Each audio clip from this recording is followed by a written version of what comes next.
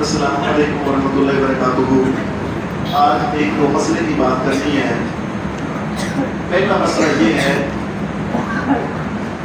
کہ غسل جنابت کوئی مسلمان مرد عورت جس وقت اس کے اوپر نہانا فرض ہو جائے تو یہ فرضی نہانا ہے، یہ کیسے نہاتے ہیں؟ یہ سادہ سی بات کیا ہے، غسل خانے کے اندر جائے، اپنے آپ کو صاف کر لے، اپنے آپ کو کوئی چیز نہ لگی ہو، یہ مرد ہے یہ عورت، جب صفائی اپنی ہو جائے، کوئی چیز لگی ہوئی نہیں، کوئی گند نہیں لگا ہوا، کوئی پیشاب کے قطرے وغیرہ کوئی چیز نہیں لگی ہوئی، صفائی ہو جائے، اس کے بعد منہ کے اندر بسم اللہ الرحمن الرحیم پڑھ کے یا میرا بسم اللہ اتنا ہی پڑھ لے، یہ بھی کافی ہے۔ منہ کے اندر پڑھنے کے بعد پورا وضو کرے جس طرح وضو کرتے ہیں۔ پھر سن لیں، اپنے وجود کی صفائی کرنے کے بعد گند وغیرہ کو پیشاب پخانا لگے، صفائی کرنے کے بعد بسم اللہ منہ کے اندر پڑھ لیں اور سارا وضو کرے جس طرح وضو کرتے ہیں، یہ نماز کے لیے۔ وضو کرنے کے بعد سارے وجود کے اوپر پھر پانی ڈال لیں، کوئی ایک بال بھی خشک نہ رہے، یہ آپ کا غسل ہو جو ہے نا جنابت ہو گیا۔ تیسری بات بتانے لگا ہوں، پہلے اپنے وجود کو دیکھنے کو، پیشاب کرنے کی پیشاب پخانا نہیں لگا تو صفائی کرنے کے بعد کیا کریں؟ منہ کے اندر بسم اللہ پڑھے اور وضو کرے جس طرح کے نماز کا کرتے ہیں۔ یہ وضو کرنے کے بعد سارے وجود کو پھر بھگوئے، 2 دفعہ بھگو لے، 1 دفعہ بھگو لے، 3 مرتبہ، آپ کی مرضی ہے، سارے وجود کا بال جو ہے نا یہ گلا ہو جانا چاہیے، اور اللہ کے فضل سے یہ غسل آپ کا ہو گیا۔ یہ مردوں کے لیے بھی ہے اور عورتوں بھی جو ہے، جو پریشانی کے دن جب ان کے ختم ہو جائے تو اس کے بعد وہ اس طریقے سے کریں، یہ یاد رکھیں۔ اور اسی طریقے سے اللہ نے کسی عورت کو اولاد کی نعمت عطا کی ہے تو پاکی کے دن جب چلے جائیں، جب وہ دن چلے جائیں جن میں نماز نہیں پڑھنی، اس کے بعد پھر وہ یہی غسل کرے گی۔ یہ بات یاد رکھنا، یہ غسل جو ہے نا یہ سادہ سا ہے، لوگ کئی دفعہ بھول جاتے ہیں، اس کی کوئی ایسی بات خیر۔ شوال کا چاند جس وقت نظر آئے، رات کے وقت پتہ چل جائے کہ صبح عید ہے، صحابہ کہتے ہیں کہ رات کے وقت سے ہی تکبیرات جو ہے یہ پڑھنا شروع کرتے، اللہ اکبر اللہ اکبر لا الہ الا اللہ اللہ اکبر اللہ اکبر وللہ الحمد، یہ رات کے وقت سے پڑھنا شروع کرتے۔ مدینہ شریف کی گلیوں کے اندر صحابی کہتے ہیں کہ بس میں شور پڑ جاتا تھا، بچے بھی پڑھ رہے ہیں، بڑے بھی پڑھ رہے ہیں، دکاندار بھی پڑھ رہے ہیں، چھاپے والا بھی پڑھ رہے ہیں، اللہ اکبر اللہ اکبر لا الہ الا اللہ اللہ اکبر اللہ اکبر للہ الحمد۔ اس کے بعد صبح کے وقت جس وقت اٹھے نماز پڑھے، جو نماز وہ تو پڑھنی ہے، فرض ہے، اس کے بعد وہ مسلمان جو ہے وہ غسل کرے۔ غسل بے شک یہی غسل کر لے، بہت سارے محدثین تو کہتے ہیں یہی غسل کرے، یہ جنابت والا ہے، نہیں تو سادہ غسل بھی کر لے، دونوں چیزیں ہیں۔ تو غسل کرے، مسواک کرے، خوشبو لگائے، صاف ستھرے کپڑے پہنے اور گھر سے کھجوریں پاک 1 کھا لے، 3 کھا لے، 5 کھا لے، 7 کھا لے، اس کی مرضی ہے۔ اگر کوئی بیمار ہے، پریشان حال ہے تو وہ تھوڑی سی کھجور کھا ضرور لے، اور کچھ نہ کچھ کھا لے، اور کچھ نہ کچھ محمد رسول اللہ کی سنت کے اوپر عمل کر لے، خوشبو وغیرہ لگا کے۔ یہ کھجور کھانے کے بعد کوئی مرد کوئی عورت گھر کے اندر کوشش کرے نہ رہے۔ نبی علیہ السلام ہر عورت کو، چاہے اس نے نماز پڑھنی ہے نہیں پڑھنی، وہ بھی جائے گی عیدگاہ کی طرف، اور تکبیرات جو ہیں عورتیں منہ کے اندر پڑھیں گی، اور بچے جو ہیں یہ اور مرد یہ اونچی آواز میں پڑھیں گی، یہ سب تکبیرات۔ جس عورت نے نماز نہیں پڑھنی وہ جب عید کی نماز ہوگی، نماز سے وہ الگ رہے گی، نماز دوسرے پڑھ لیں، اس کے بعد وہ خطبہ سنے گی، اس کے بعد وہ دعا میں شامل ہوگی۔ یہ سادہ سا یہ عیدگاہ کے طرف جانے کا طریقہ ہے۔ صرف ایک بات ہے، ایک بات بڑی مشہور نبی علیہ السلام نے کہی، فرمایا لتلبس اختها من جلبابها، عورت کو چاہیے کہ ننگے منہ نہ آئے نہ آئے نہ آئے نہ آئے۔ جس عورت نے ننگے منہ آئے وہ نہ آئے۔ یہاں تو آج ماہ رمضان میں جنہوں نے عبادتیں کی ہیں اللہ نے ان کو انعامات نواز دے، یہ ننگے منہ کر کے وہاں کیا لینے آئے؟ صحیح اپنا پردے کے ساتھ عورت کو چاہیے کہ آئے اپنے آپ کو گولی کر کے صاف کپڑے صحیح طریقے سے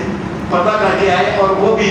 امام کے آنے تک وہ تکبیرات جو ہیں بندے بھی پڑھتے رہیں، عورتیں منہ کے اندر پڑھتی رہیں، بندے پڑھتے رہیں اللہ اکبر اللہ اکبر لا الہ الا اللہ اللہ اکبر اللہ اکبر لا الہ الا اللہ۔ اس کے بعد نماز شروع ہو،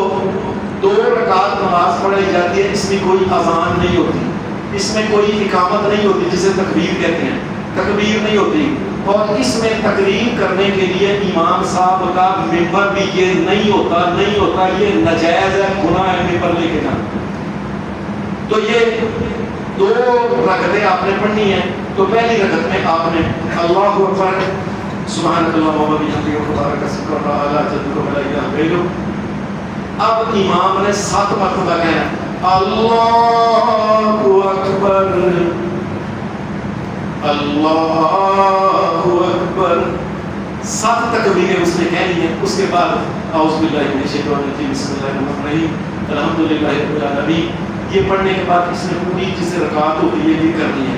دوسری رکعت میں جب امام جو ہے یہ اٹھے گا، سجدے سے اس نے بیٹھ کے اٹھ گیا، اب اٹھتے اس نے بسم اللہ نہیں پڑھنی، بسم اللہ نہیں پڑھنی، یہ یاد رکھیں، امام صاحب سن لیں اگر کوئی ہے تو، یہ بسم اللہ سورۃ فاتحہ کا حصہ ہے، اور سورۃ فاتحہ بعد میں پڑھتے ہیں۔ امام صاحب نے 5 مرتبہ اللہ اکبر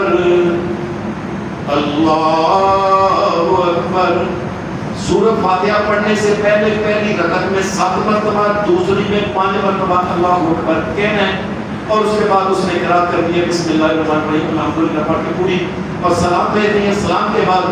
حدیث میں آتا ہے کہ صحابی اٹھتے نہیں تھے، وہاں لائنوں میں بیٹھے رہتے تھے اور محمد رسول اللہ خطبہ دیتے تھے۔ میں کئی دفعہ سوچتا ہوں کیا خوش قسمت وہ لوگ تھے جو محمد رسول اللہ کا خطبہ سنتے ہوں،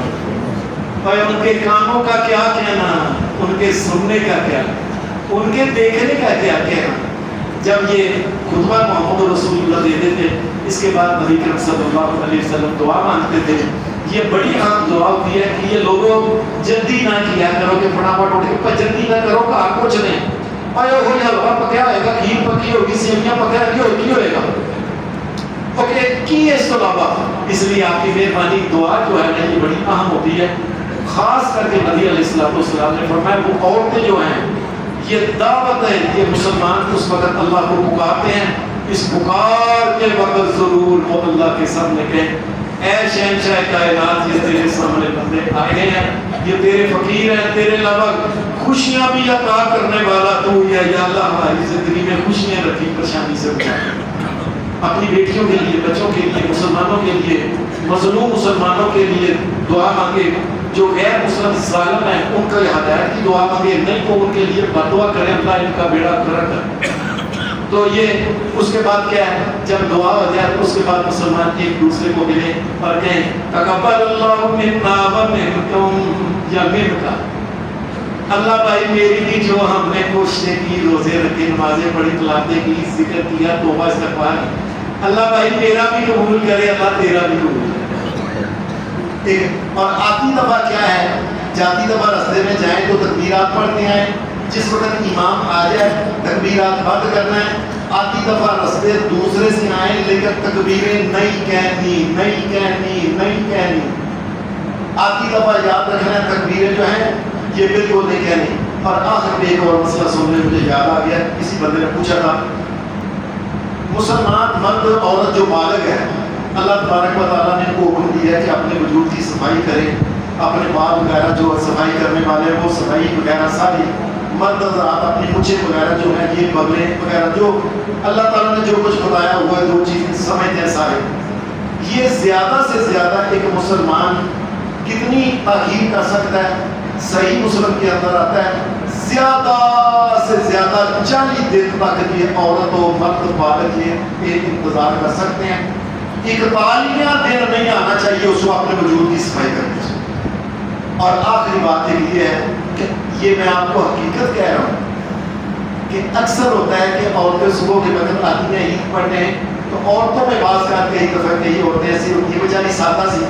گھر سے آتی ہیں، سونے کپڑے پا کے بڑھیا میک اپ کر کے رستے میں وضو ٹوٹ جاتا ہے، چل بہن بغیر وضو ٹھیک ہو کے نا وضو کرے. یہ مہربانی ہے کہ وضو کے بغیر نماز پڑھنے سے محمد رسول اللہ نے فرمایا اللہ قبر کے اندر عذاب عطا کر دیتا ہے. اس لیے کوئی نماز چلی جائے نئی جگہ ملتی آپ جو ہے نا تیمم کر لیں, نئی جگہ ملتی نہ ملے لیکن بغیر وضو کے نماز نہیں پڑھنی. صلی اللہ علیہ وسلم